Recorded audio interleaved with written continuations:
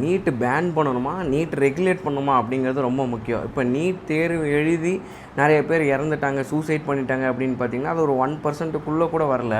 So அதுக்காக வந்து NEET தேர்வையே pan பண்ணணும் அப்படிங்கிற முடிவுக்கு நம்ம வந்துடுறோம். நம்மளோட சில்ட்ரன், நம்மளோட சுற்றி வட்டாரத்தில் இருக்கிறவங்கள எவ்வளோ கஷ்டப்பட்டு படிக்கிறாங்கங்கிறத நம்ம பார்க்குறோம்.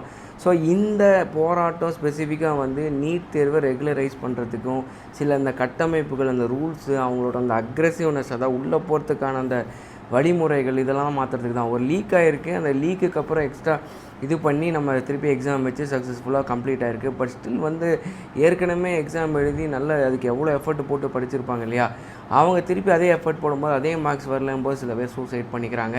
ஸோ இதை பாதிக்கப்பட்டவங்களுக்கு மட்டுமாவது அதாவது கவர்மெண்ட் ஆக்ஷன் எடுத்துருக்கணும். எடுக்கலைங்கும்போது தான் இப்போ போராட்டம் வெடிக்குது காக்ரோச் ஜனதா பார்ட்டி சார்பாக. ஆனால் இது வந்து அவங்க எடுக்கிற போராட்டம் நல்ல விஷயந்தான், அது வந்து எடுத்து தான் ஆகணும். ஏன்னா பாதிக்கப்பட்டவங்களுக்கு ஏதோ. ஆனால் இங்கே என்னென்னா பாதி பேருக்கு என்ன பிரச்சனை அப்படிங்கிறது தெரியல.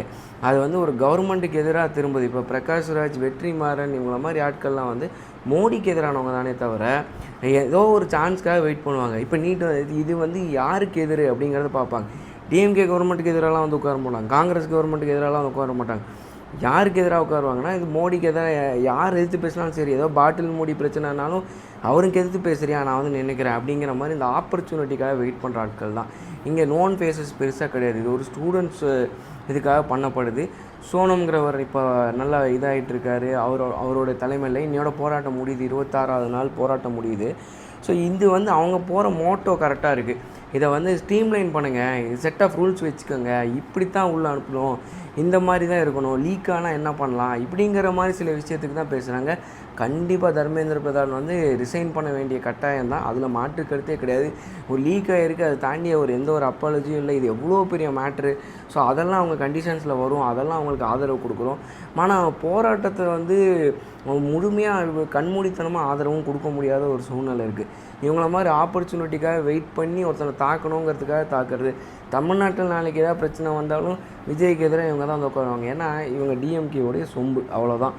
பாலஸ்தீனுக்காக குரல் கொடுப்பாங்க, இங்கே இருக்கிற கள்ளச்சாரம் எங்காச்சும் சத்து போனாச்சும் அங்கே குரல் கொடுக்க மாட்டானுங்க. ஸோ அது மாதிரி எங்கேருந்தோ எங்கேயோ குரல் கொடுத்துட்ருப்பானுங்க. பேன் நீட் அப்படிங்கிற வெற்றிமாறன் அப்புறம் சாரி என்ன சொல்லணும் தெரியல, மாற்றி சொல்லிட்டேன். என்ன போராட்டம்னு தெரியல, என்ன பிரச்சனைன்னு தெரியல, எதையாவது அடிச்சோட வேண்டியது. சின்ஸ் செலிப்ரிட்டியாக இருக்கனால அவங்க அவ்வளோ ஃபேமஸ். கண்மூடித்தனமாக யாரையும் நம்பாதீங்க. பட் ஆனால் நீட் தேர்வை பேன் பண்ணுறது மட்டும் சொல்யூஷனே கிடையாது. அப்படி பார்த்தா 10th 12th எல்லாம் தான் ஃபெயில் ஆகிறாங்க. டிஎன்பிசின்னு என் ஃப்ரெண்டு எழுதிட்டு இருக்கான் 10 வருஷமாக. சூசைட் பண்ணுறாங்க நிறைய பேர். அதுக்காக அது எல்லாத்தையும் பேன் பண்ண முடியுமா? ரிலேஷன்ஷிப் எத்தனையோ பேர்னாலும் சூசைட் பண்ணிக்காங்க. அதுக்காக கல்யாணம் பேன் பண்ணிட முடியுமா? முடியாது. ஈஸி பண்ணலாம், ஸ்ட்ரீம்லைன்